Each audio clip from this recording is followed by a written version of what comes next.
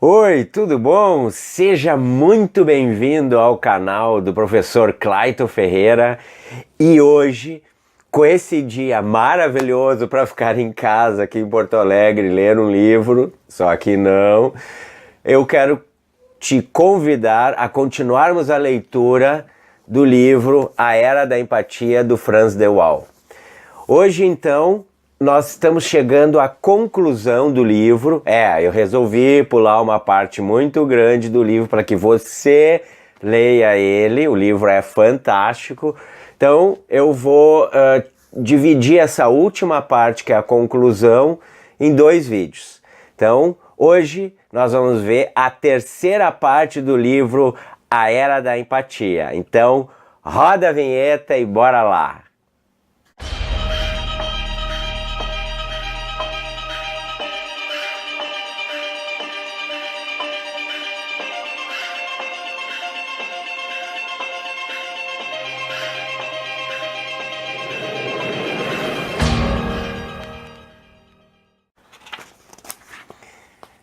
Oi, seja muito bem-vindo. Espero que você esteja curtindo essa série sobre o livro A Era da Empatia.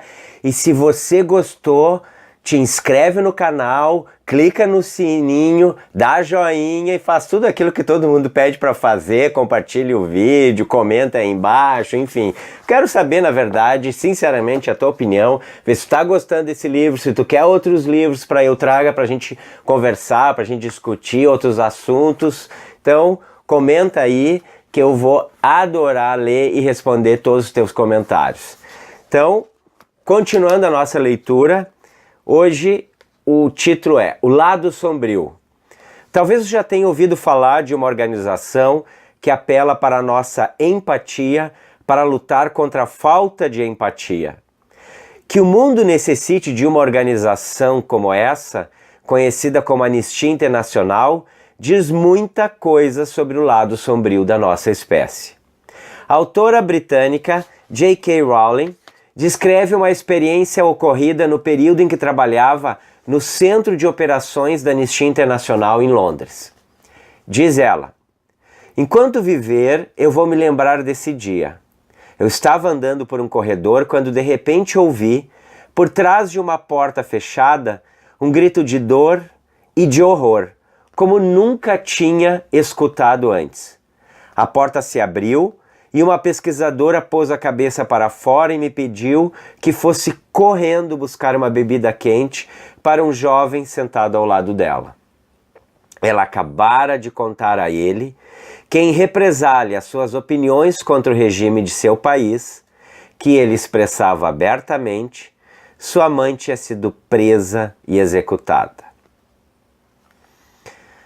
Se a empatia fosse um mecanismo puramente intelectual, um produto do nosso córtex pré-frontal, a autora de Harry Potter não teria sentido nada de especial ao ouvir o grito do homem e nem continuaria se lembrando dele por toda a vida. Mas a empatia vai 1000 vezes mais fundo. Ela toca regiões do cérebro onde os gritos não apenas são registrados, mas produzem medo e aversão. Nós sentimos um grito. Literalmente. Deveríamos ser gratos por isso, pois de outro modo não haveria razões para fazermos bom uso da empatia. Considerada em si mesma, a adoção da perspectiva do outro é uma capacidade neutra, que pode servir tanto a propósitos construtivos quanto a finalidades destrutivas. Os crimes contra a humanidade quase sempre se valem precisamente dessa capacidade. A tortura requer uma compreensão do que os outros pensam ou sentem. Colocar eletrodos nos órgãos genitais de prisioneiros, pendurá-los de cabeça para baixo por longos intervalos de tempo, submetê-los à técnica do afogamento simulado ou urinar sobre sua Bíblia ou sobre seu Alcorão, dependem da nossa habilidade de assumir o ponto de vista deles e identificar aquilo que os machucará ou os ofenderá acima de tudo. Se você fizer uma visita a qualquer museu medieval de tortura com seus garrotes, suas cadeiras de pontas, seu esmaga-cabeças e esmagadores de polegares. Tá aí um museu que eu não quero visitar. Poderá ver o que a imaginação humana foi capaz de produzir a serviço do sofrimento. Nossa espécie se dedica, inclusive, à tortura indireta. Violentar uma mulher na frente de seu marido não é somente um ato brutal contra ela, mas também uma forma de infligir tormento a ele. A tortura indireta explora a ligação de uma pessoa com a outra. A crueldade também se assenta na capacidade de assumir a perspectiva do outro. A psicopatia é uma doença mental caracterizada pela desconexão permanente entre a adoção da perspectiva do outro e as formas mais nucleares da empatia. O termo psicopata está quase sempre associado à violência, como no caso dos serial killers Ted Bundy e Harold Shipman, ou dos assassinos em massa como Joseph Stalin, Benito Mussolini e Saddam Hussein. Mas a psicopatia assume muitas formas. Ela se define por uma atitude antissocial e desprovida de lealdade a quem quer que seja, exceto a própria pessoa. Pense no namorado que abandona uma mulher depois de ter limpado sua conta bancária, mas que retorna meses mais tarde com um buquê de rosas nas mãos em busca de uma reconciliação lacrimosa, com a intenção de mudar-se outra vez para a casa dela e iniciar todo o ciclo novamente. Ou o diretor executivo que ganha fortunas às custas dos outros, chegando ao requinte de convencer os seus crédulos funcionários a comprar ações da empresa no exato momento em que ele se livra das suas próprias ações, como fez Kenneth Lay antes da falência da Enron em 2001. Pessoas sem compaixão e sem valores morais estão em todo lugar à nossa volta, geralmente em posições de destaque. Essas cobras de paletó e gravata, como são chamadas no título de um livro, podem representar uma porcentagem pequena da população, mas elas alcançam o sucesso num sistema econômico que recompensa o comportamento impiedoso. A comparação com as cobras é bastante apropriada, pois os psicopatas parecem não dispor daquele núcleo central da boneca russa que remonta a um passado tão distante no processo evolutivo e que encontra-se presente nos mamíferos. Para quem não sabe, a boneca russa é um tipo de uma boneca de madeira onde uma bonequinha menor está dentro de uma maiorzinha, que está dentro de uma outra maior e assim por diante, todas dentro de uma boneca maior. Então aqui ele usa isso como uma metáfora para a empatia que está dentro de nós, mamíferos. Eles possuem todas as camadas cognitivas externas, o que lhes possibilita entender os desejos e as necessidades dos outros, e também seus pontos fracos. Mas são completamente indiferentes aos efeitos de seu próprio comportamento sobre as outras pessoas. De acordo com uma certa teoria, eles sofrem de um transtorno do desenvolvimento que os coloca desde muito cedo num caminho de aprendizagem errado. Se uma criança normal faz o irmão mais novo chorar, ela se perturba com o sofrimento dele. O resultado disso é um condicionamento aversivo. As crianças aprendem a não importunar os outros e a não bater neles. Como todos os animais sociais, elas descobrem que, se quiserem se divertir, não é uma boa ideia fazer o companheiro gritar de dor. Com a idade, as crianças se tornam mais delicadas com os indivíduos mais novos e mais vulneráveis. aprendendo a controlar sua força do mesmo modo como um cachorro grandalhão brinca com um cachorro menor, ou um gato, ou como um urso polar de mais de 500 quilos brinca com um husky. O jovem psicopata, em contraste com isso, nasce sem essa sensibilidade. Nada do que possa ocorrer no encontro com uma pessoa mais frágil e muito menos um protesto lacrimoso o fará recuar. Ao contrário, a única ideia que ele parece capaz de assimilar é a de que fazer mal aos outros é uma atitude que compensa. Não é uma maneira excelente de vencer os jogos ou apoderar-se dos brinquedos? O jovem psicopata só enxerga o que ele ganha ao derrotar os outros.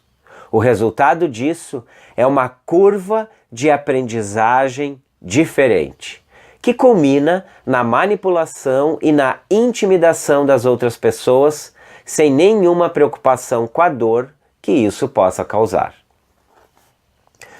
Boa parte dos problemas que há no mundo é causada por pessoas cujas bonecas russas são como cascas vazias, como se fossem seres de outro planeta. Eles mostram-se intelectualmente capazes de adotar o ponto de vista dos outros sem nenhum dos sentimentos que isso desperta.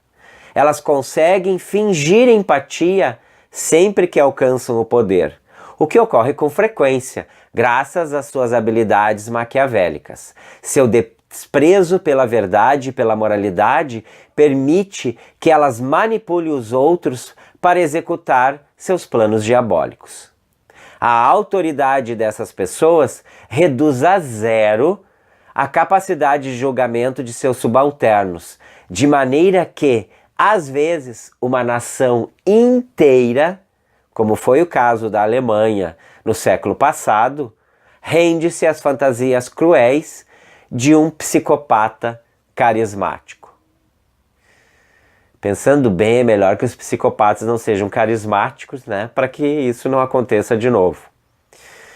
O que torna esse transtorno mental tão difícil de entender é que não conseguimos imaginar como alguém é capaz de permanecer imune ao sofrimento dos outros.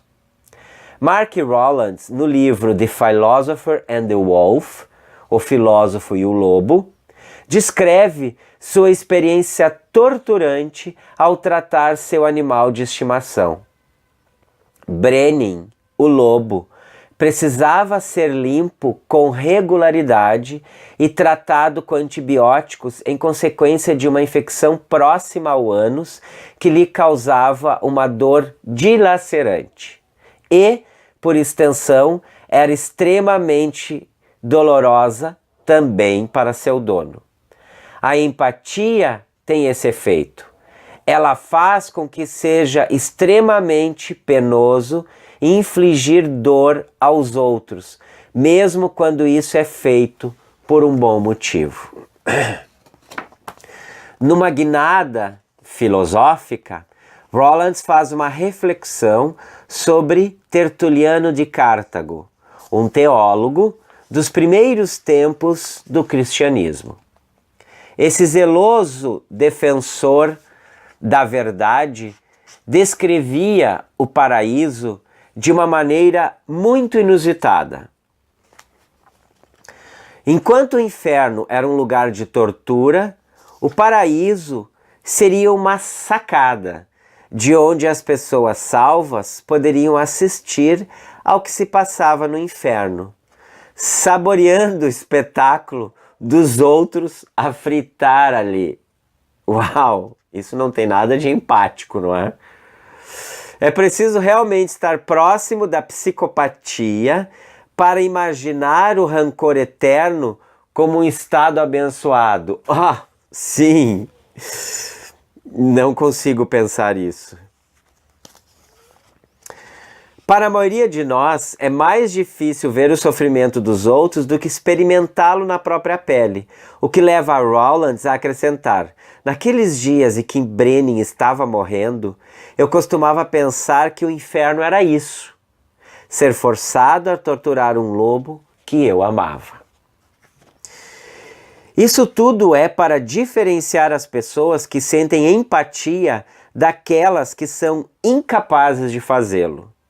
Mas isso não equivale a dizer que as primeiras o fazem todo o tempo. Que tipo de vida teríamos se compartilhássemos todas as formas de sofrimento no mundo? A empatia precisa tanto de um filtro que nos faça selecionar as situações às quais reagimos, quanto de um dispositivo que permita ligá-la e desligá-la. Como toda reação emocional, a empatia tem um portal, uma situação que tipicamente a desencadeia ou na qual permitimos que ela se manifeste. O principal portal da empatia é a identificação. Estamos prontos a compartilhar os sentimentos das pessoas com quem nos identificamos e por isso o fazemos tão prontamente com os indivíduos que pertencem ao nosso círculo mais próximo. Para essas pessoas, o portal está sempre entreaberto. Fora desse círculo, as coisas são opcionais. Dependem de nos deixarmos afetar pela situação dos outros. Quando vemos um mendigo na rua, escolhemos entre olhar para ele, o que pode despertar a nossa piedade, ou desviar o olhar e mesmo atravessar a rua para evitar encará-lo.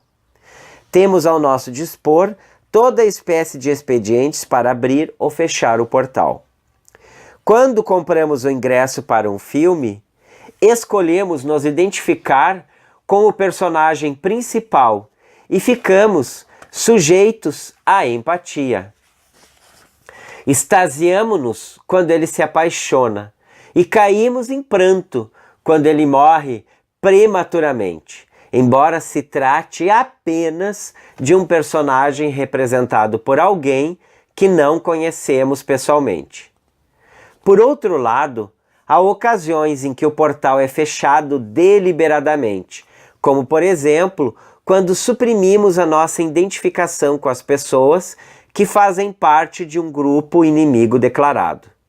Fazemos isso removendo a individualidade dessas pessoas, definindo-as como uma massa anônima de espécimes inferiores e desagradáveis, pertencentes a outro grupo taxonômico.